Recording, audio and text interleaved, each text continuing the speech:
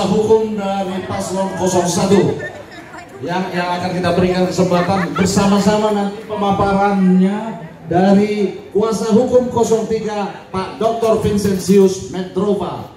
Terima kasih. Kami serahkan. Bismillahirrahmanirrahim. Assalamualaikum warahmatullahi wabarakatuh. Selamat sore, salam sejahtera bagi kita semua. Bapak Ibu yang saya hormati, waktu kita sudah mepet ini pukul 15. Berbicara 6 orang. Nah, ini jadi saya tidak akan panjang-panjang lebar untuk membahas ini. Hah? Bebas. Kita mulai saja saudara-saudara. Tadi yang saya ingin memulai saja kala moderator kita salah menyebutkan 02, reaksi langsung spontan dari Bapak Ibu. Jadi kayaknya 02 ini jadi common enemy, jadi musuh bersama seperti itu. Saya ingin saja memulai bahwa persoalan kita hari ini adalah pelanggaran konstitusi yang terus-menerus kita biarkan selama ini. Kalau saya lihat bahwa pelanggaran konstitusi yang dilakukan oleh rejim Jokowi ini tidak hanya sekedar menjelang pemilu atau setelah pemilu ini, tapi menurut saya sejak 9 tahun yang lalu. Betul nggak? Tapi ada 9 tahun yang lalu, ada yang belum tersadar-sadarkan sampai sekarang, ada yang sadar di tengah jalan, ya kan? Ada yang juga tertutup mata hatinya sampai saat ini. Kita termasuk orang-orang yang beruntung, ya kan? Sudah tersadarkan lebih dahulu. Jadi ada yang pertama yang saya ingin bicarakan, pelanggaran konstitusi itu adalah pelanggaran sumpah dan janji. Ini pelanggaran sumpah dan janji ini cukup serius. Sama-sama kita tahu Pak Jokowi itu pada tahun 2012 Bang John masih wali kota Solo. Pada waktu dia dilantik menjadi wali kota Solo, dia bersumpah dan berjanji gitu, akan melaksanakan masa jabatannya selama 5 tahun. Sumpah dan janji pada waktu itu. Tapi belum nyampai 5 tahun periode kedua, dia sudah melompat salto ke Jakarta. Pada waktu ditanya oleh wartawan, apakah Jokowi akan running, saya nggak mikirin itu, saya mau kerja seperti itu, ya kan? Tapi faktanya, ya kan? Apa? Oh, gorong-gorong. Saya ingin, ini banyak yang tidak tahu. Pada tahun 2012, saya masih anggota Dewan DPR RI. Mas Ganjar masih wakil ketua Komisi 2 DPR RI. Pak Taufik masih ketua Majelis Permusyawaratan Rakyat MPR. Suatu waktu, saya jadi gini, moderator, kalau masalah gugatan menggugat tadi gampang. Ya kan, ini ada banyak hal yang tidak diketahui oleh publik dan masyarakat. Saya berkewajiban untuk menyampaikannya.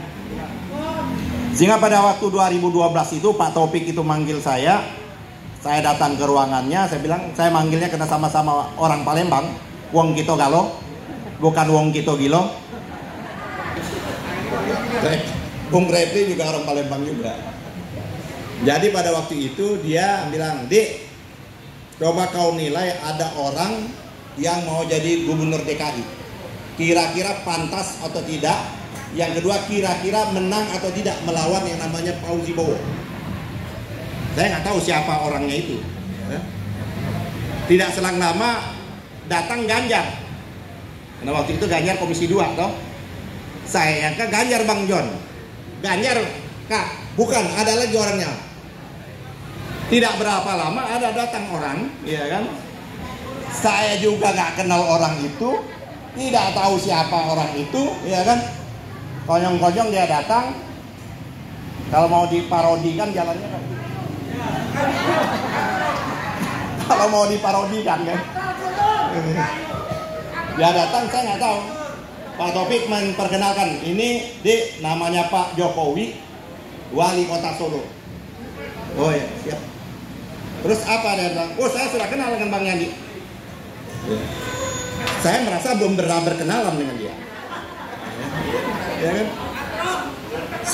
Terus dia menyatakan bahwa dia ikut membantu pada waktu itu ya. Karena kita tim Senturi mengantar-ngantar.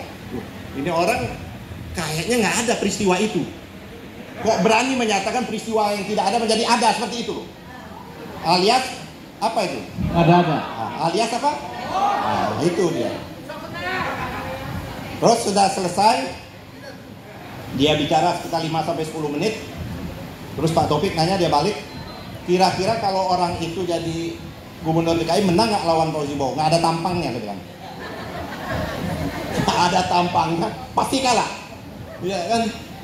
Waduh, saya juga seperti itu. Tapi ibu dipaksa. Ibu, kata-katanya Pak Taufik, dipaksa berbagai macam bentuk, termasuk lembaga-lembaga survei pada waktu itu, menggadang-gadang ini orang harus menjadi calon gubernur DKI melalui PDIP. Tapi bukan itu yang dipersoalkan oleh Pak Taufik yang ingin saya sampaikan. Ini suatu saat, itu 2012, orang ini akan berhadapan dengan kami dan mungkin dia akan berkhianat dengan kami seperti itu.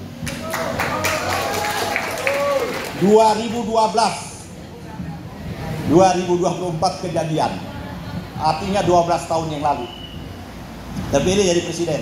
Saudara-saudara, kalau pelanggaran konstitusi, ini Pak Antoni Budiawan ini, beliau di Prof ini ekonom, tapi sudah menjelma menjadi ahli konstitusi. Sudah banyak sekali mencatat pelanggaran-pelanggaran konstitusi yang dilakukan oleh Pak Jokowi. Kita ambil saja pelanggaran konstitusi yang paling dasar itu adalah merampok uang negara itu pada waktu kita menghadapi COVID.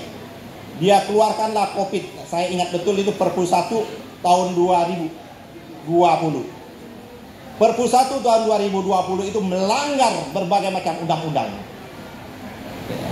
Kami semua menggugat di Mahkamah Konstitusi, ya, tapi kita tahu hasil Mahkamah Konstitusi toh.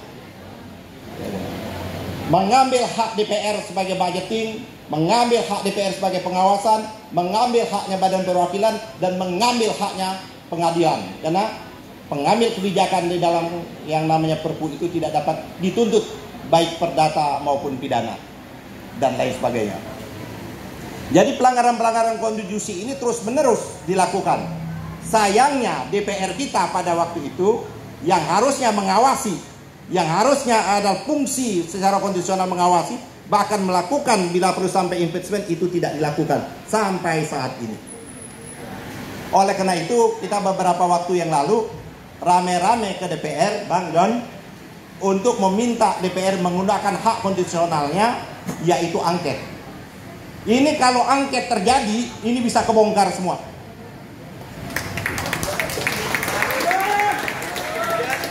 Bisa jadi kenapa?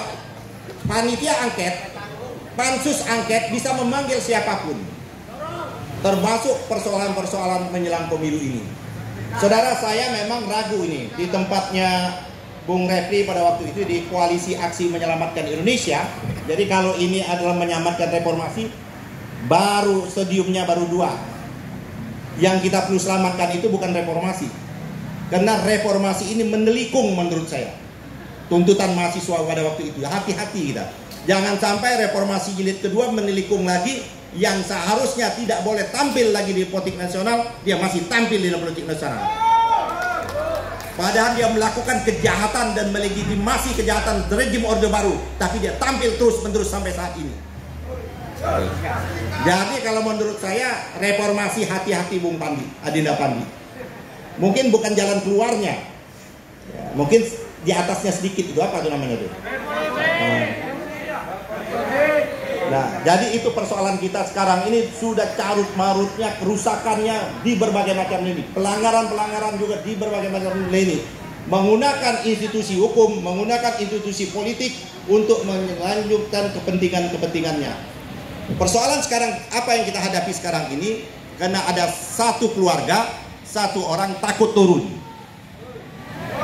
Ini persoalannya Pak Jokowi takut turun. Kenapa Pak Jokowi takut turun? Kalau dia turun takut diadili. Kenapa dia diadili? Karena dia melanggar konstitusi dan melakukan perilaku yang namanya KKN. Korupsi, kolusi, dan nepotisme. Kita masuk aja topik yang sedang hangat sekarang. Apakah pilpres kita kemarin itu betul-betul pilpres yang sudah diamanahkan oleh konstitusi kita? Apakah pilpres yang lalu dan pileg yang lalu sudah sesuai dengan amanat konstitusi kita? Bohong. Bohong. Menurut saya tidak dilakukan berdasarkan prinsip-prinsip pemilu yang diamanahkan oleh konstitusi.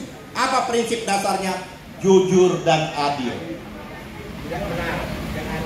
Pertanyaan, apakah pemilu kita jujur?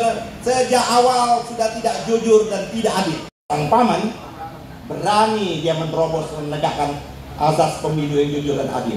Berani atau tidak MK? Harus berani. Bagaimana nih, berani atau tidak? Harus berani. Menurut saya tidak. Baru berani Mahkamah Konstitusi kalau kita datang rame-rame setiap sidang. Jadi Bapak Ibu, mari kita rubah perlawanan di medsos menjadi perlawanan yang real dan nyata seperti itu. Jangan sibuk saja kita melawan ngumpet-ngumpet di WA. Bagaimana caranya? Hari Senin besok. Senin besok itu ada sidang di Mahkamah Konstitusi. Senin adalah gugatan 01, Selasa gugatan 02. Kalau hari Senin masanya 500, maka hari Selasa naik masanya 750.000. Kalau bisa sampai mendekati putus berjuta-juta. Kalau itu terjadi, maka menurut saya Mahkamah Konstitusi baru berani memutuskan. Kalau tidak, jangan. Oleh karena itu Bapak Ibu Saudara, nasib bangsa yang di ujung kehancuran ini, tugas kita sekarang sudah bukan menyelamatkan Anies Rashid Baswedan sebagai capres, bukan menyelamatkan Ganjar, tapi tugas kita yang paling utama menyelamatkan rakyat, menyelamatkan demokrasi, menyelamatkan kedaulatan rakyat kita. Merdeka! Merdeka! Merdeka! Merdeka! Merdeka! Merdeka! Saya tunggu hari Senin di Mahkamah Konstitusi. Iya. Assalamualaikum warahmatullahi wabarakatuh.